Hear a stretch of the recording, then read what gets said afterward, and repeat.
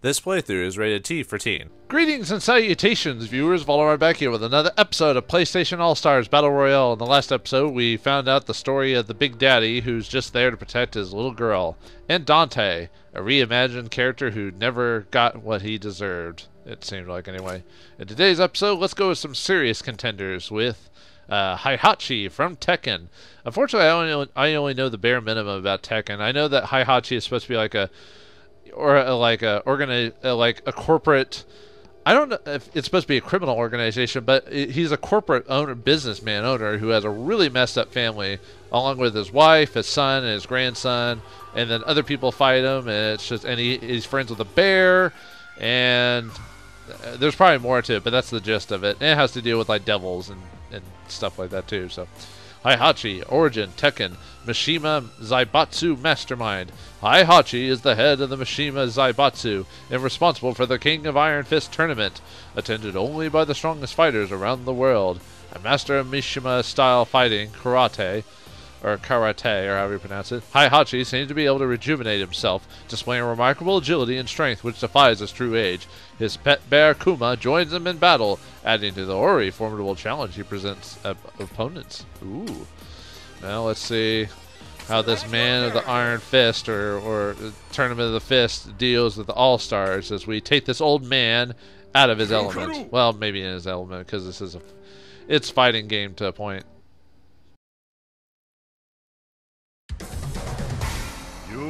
長年の研究の成果が出たか。調合は完璧。そして驚異的な結果だ。若さを手に入れた。新しい世界が開けたぞ。もう何もわしを遮るものはない。さあ、この新しい体を試す時だ。今までよりも厳しく、強く試さねばならん。そのためには。 わしのくだらん家族の相手はしておれん。今まで相手をしたことがないつわものが必要だ。この新しい三島平八と戦う準備ができておればよいがな。なんだここは。まったくもって自分の力を試すことができそうもないな。話にならん。ん？猫が2匹。 まったくもって時間の無駄だな。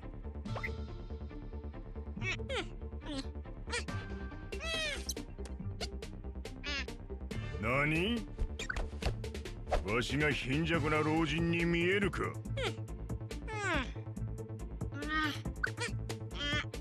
口は災いのもとだ。敬意を示すとはどういうことか。忘れんようその体に叩き込んでやる。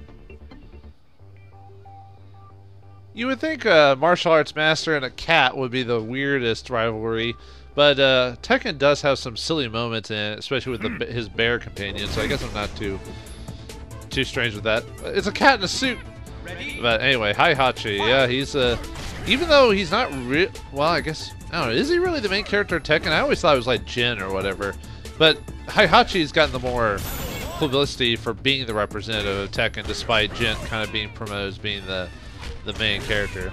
Anyway, Heihachi plays like a fighting game character. He does combos and combinations and stuff like that. It might not work as well like in other other fighting games like in this. So anyway, Square does his punching combos. Down and Square does his like little fist thing there. If you press up, he uppercuts. Oh, you also gotta remember that certain abilities like will stack if you do it multiple times in a row. Forward and square has them do thrust, and then if you do certain combos that, oh well, let me activate this really quick.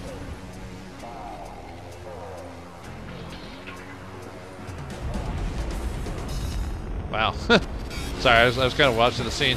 This is a reference to, I forgot which game it was, but oh, it only does, oh, it probably takes out everyone on the map, but so that means I have to take him out 2 more times. It's like, it's a representative of one of the endings of Tekken where he shoots his son, or is it his son or his grandson?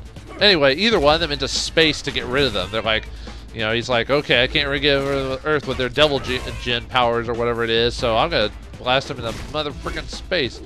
Okay, anyway. And sometimes, yeah, if you do a combo and press with like a different alteration, Heihachi will combo stuff.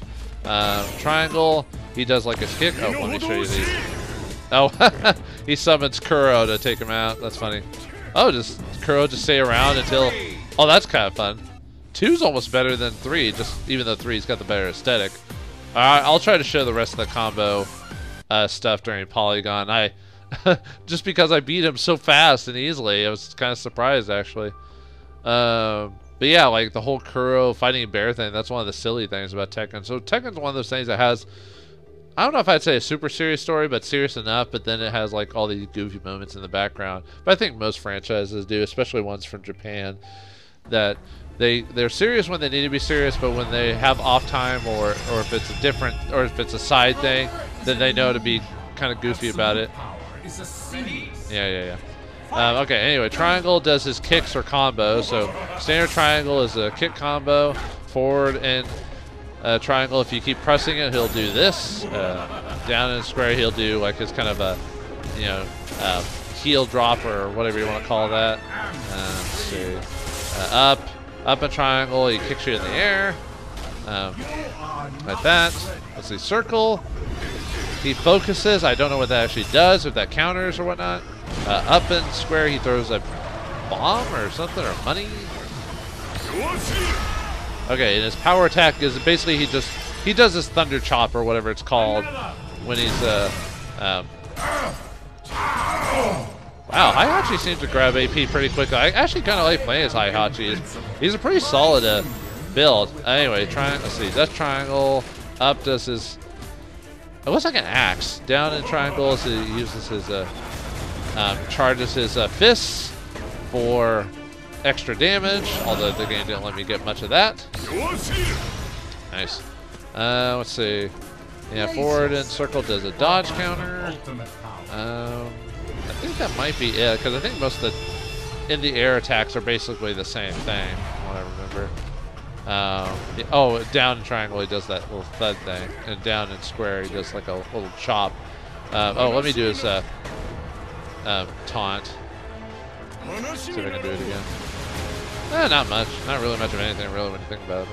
But. Alright, anyway, now that I've talked all about their attacks, I can do that, and I've shown all their abilities rather quickly. I'm kind of impressed. Maybe that's why Heihachi, that's why characters, I guess, like Heihachi or Dante or God of War or Kratos play really well, because they're from games that are designed with combat in mind. But yeah, Tekken, I'm trying to remember which of the Tekkens I've actually played. I think I've only played like, the first one a long time ago. And I think I played like a random one, like 3 or something like that. And I haven't really played them since. Not that they're bad games. I haven't really just... Most fighting games, I'll admit, don't appeal to me as much as other games. Not that they're not fun, but I'm usually a story guy. So unless a fighting game has a story, I'm not really invested in that. Which I know more of them have been starting to implement stories on a regular basis now. Just because people, I guess they're trying to grab in the casual crowd, not just the hardcore fighting game tournament people, you know. Well, I was going to hit him with my thing, and then I got vacuumed up. All right, Zeus, come on. Let me finish you off, dude. Come on, man. Actually, even... Oh, I also mentioned, I kind of like the fact that they kept Heihachi kept his Japanese voice. I don't know, it just kind of fits better with this character, I think, for being a Japanese businessman of a corporation. But for the most part, I think most people like Tekken. It's kind of a toss-up between Tekken and Street Fighter for a lot of people. It just depends on what mood you're in or what type of fighting you want. I think Tekken, if I remember correctly, still kind of kept to its fundamentals for the most part, while Street Fighter's got a little bit more fantastic with its fighting, comboing, and everything like that. But then again, like I said, I haven't played the latest ones. And as far as I know, Tekken's still going to this day. They still do spin-offs. Heihachi still appears in advertisements and stuff like that. So it's going strong. One of the few games, I think, on this list that they keep making every other year or something like that. So anyway, let's find out when Heihachi, businessman extraordinaire and the Iron Fist champion, does with his bounty of power. 予想以上の成果だ。心技体、すべてが絶頂期だった頃に戻ったようだ。若き頃の体を取り戻した今、我が体内に燃え盛る炎もより強く熱く燃え上がっておる。それだけではない。若さ以外の新しい力も手に入れることができたようだ。世界は三島平八にひれ伏すことになるだろう。 Well, Heihachi has gone from old to young as he uses his power to, I guess, increase his corporation, as well as maybe he'll actually be able to beat his son finally and send him to wherever. I don't know. Like I said, I don't really know the story as much as I used to. I only know bits and pieces. But anyway, let's switch on to other matters. Well, not really much serious matters, but we switched to Nariko of the Heavenly Sword franchise. Only one game in the series, sadly. Didn't do well financially enough to warrant sequels, even though people called her the Goddess of War because it was kind of in a similar vein of God of War. However, her story is a bit differently than Kratos. Kratos is just a pissed off guy who's trying to, kill the gods for what they did. Nariko has to deal with, like, yeah, she gets this sword, and then she has this girl that talks to her, but she isn't actually there. Spoilers, because she has mental problems, or they come from the sword, or something like that. So it's not a straight-laced fighting game. It has some, hack and slash action, but it has a little bit more of a, I wouldn't say cerebral, but it has a different type of story to it. So, but you kind of have to play it, really. I'll admit it's been a hot minute since I played the game, but anyway, Nariko, origin, heavenly sword, wielder of the godly blade. Nariko's birth was meant to serve as the arrival of the savior of her clan, the one who could wield the legendary heavenly sword, a fate originally foretold of a male. Despite her people's rejections, her father raised her to be headstrong and fearless fighter. Joined with the legendary blade, she finds her skills in her enemy's peril, amplified to heights undreamed of. So, but yeah, unfortunately, I don't really remember much. The only thing I remember, the big deal about the game, was that Andy Serkis played the villain of the game, and he did a good job like he always does. And if you don't know who Andy Serkis is, you should die.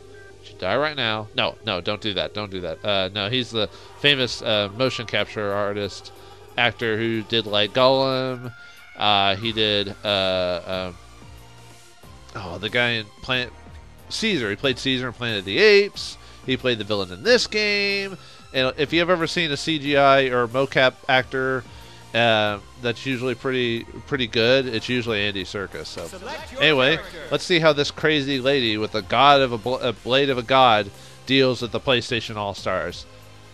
All shall feel her womanly wrath. Destiny called. So many people have died because of you, Sword.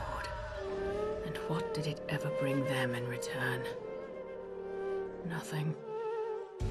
Nothing but pain and sorrow. Now I realize, without me, you are nothing but an ornate lump of metal.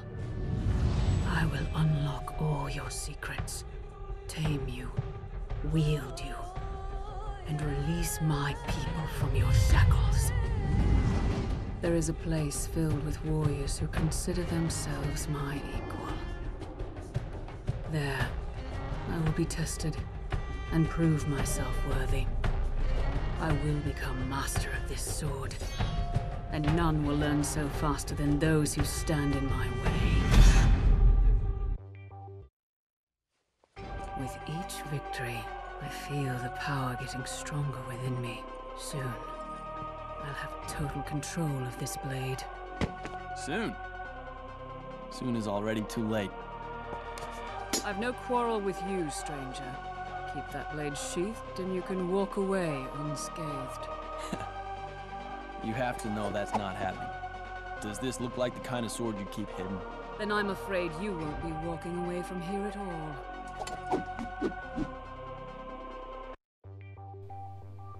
Yeah, it seems a different confrontation with her in the lead instead of Dante. Kind of just, if you play as Dante, he just ogles her for a second and then goes, all right, we're going to fight. And then with her, he seems like he's aware of her power. Well, okay, shirtless Dante. Well, something for you ladies and guys, so who are into that thing. Anyway, let's go with Nariko. She got combos similar to like Kratos. She uses her. She has like phases of her regular attacks that change depending on how you quote them. Because if this is me just pressing forward and square, if I just press square, she tends to also go into combos. But forward tends to do her big blade like that. It's kind of weird. She kind of is a bit of a. Her comboing is interesting, to say the least. Anyway, up and that does has her use her sword chain. Huh? Almost reminds me of some two blades from another game with, you know, more. Anyway, down and square has her do a heel kick and then go into a different type of combo. So yeah, square is basically a straight up combo city. Yo. All right, triangle is block / counter. Forward and triangle is her using her swinging her chains. Down and triangle, she trips and brings the guy to him. Let's see, up you do kind of a fling him up in the air. Circle, you do kind of like hand-to-hand combo. Well, okay, let's first forward and circle. You do like a little cannon thing. It's an item she gets in her own game. Let's see, down and circle gets this ability, which is kind of cool. But if you hold down and circle, even in the air, you still get that. I think I've done. See if I can get that circle thing to activate. There we go. Yeah, if you just press it, she kind of does some hand like key attack strikes or something like that. Let's see, up and circle. She uses her like ricochet disc or whatever you want to call it. Another ability she gets later on in the game. All right, let's activate her third form. I guess she gains the power of the heavenly sword. Whoa, what's going on here, man? She might go super combo-y. Is that all she can do? Is just looks like each attack has kind of, oh no, there we go. Looks like each attack button has like a different thing. Like circle had her spin and triangle had her do something else, but unfortunately it was over by the time we got to it. So, all right, let's show her grapples really quick. That's forward, up, as you flip over, and then down, has her stab and do that. That's kind of cool. Her taunt. Let's see if I can get her taunt out of the way. Wow, makes you want to beat her, doesn't it? She's like, "You're beneath me, worm," you know, or whatever. All right, let's see if I can get number 2. Trying to think what else. But yeah, I haven't played like Heavenly Sword in forever. It was like, I think it was like one of the first line of games to come out for the PS3. I wonder if that's why it didn't do so well, because people had to pay like $600 for a PS3. And hold on, let me activate this. She just shoots out a big old cannon. That's funny. Oh, and her minion is like, oh, I forgot the name of her. She's like a crazy girl that like uses bows and arrows, but there's a twist with her at the end of the game. I kind of already mentioned it, but yeah, I think that may have been the only thing I can think of why it didn't do so well, because the game itself is okay. I mean, it had a few interesting features in the game, but it was one of the first games to come out with the PS3, so maybe people spent so much money on that they had to choose the handful of games. It was like this, I think it was a game called like Warframe or something. Well, not Warframe, but it was something like Warhawk or something like that, and a few other games. Let's see, SOCOM I think was like one of the first. I consider this a role-playing game. Ready? Yeah. Fight! Wow, converted parappa was weird.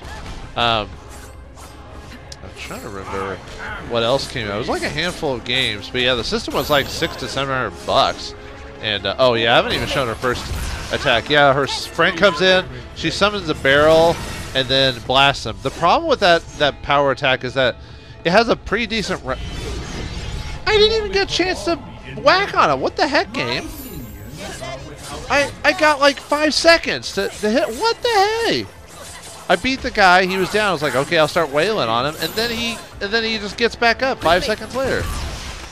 But anyway, did I accidentally turn the difficulty on and I didn't realize it? But yeah, I guess if you wait too long, he moves. But I've had times where it took me forever to get to him, and he let me wail on him. But this time he disappeared like after a few moments.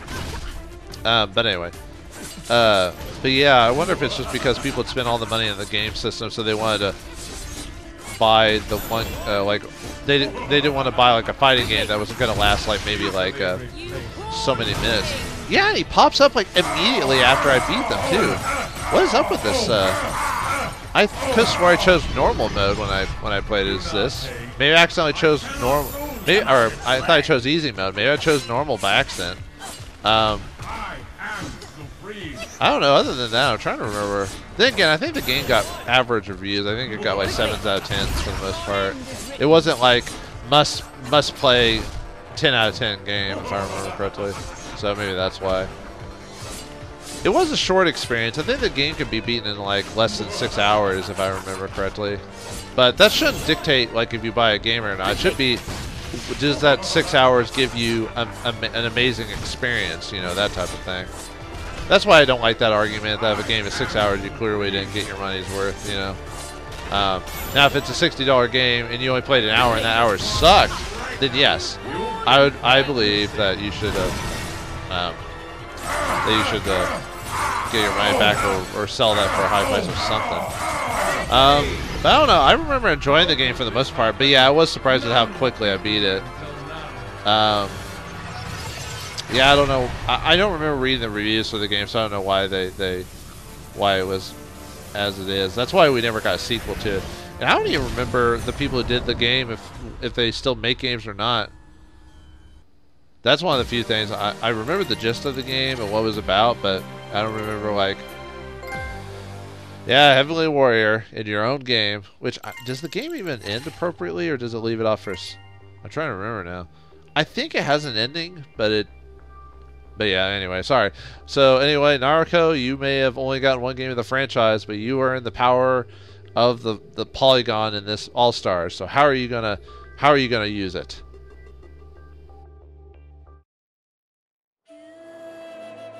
All along, it was me who held the power. The others who stood against me, the ones I've defeated, saw it. And now I see it too. The armies of Bohan sense that things have changed. Their great numbers are meaningless against me. It's not the sword. It's me. The one who holds it. Without me, the sword is nothing. This is the moment I was born for. When I wield the sword, evil cannot stand. My people will be free. Bohan, you've lost already. I am Nariko. I am your doom! Well, the power of Polygon is used to save her people. I didn't talk about this during gameplay, but her outfit is kind of ridiculous when you think about it, when you look at it. Maybe that's why a lot of people didn't like her, or like her character, because after like seeing her cutscenes there, she's kind of boring. Like, she's your typical, you know, characters like, I am vengeance, I am the night type of thing. And that's it. That's all she is. And I guess that's what her game is about, but man, I was just kind of like, is that all there is to you?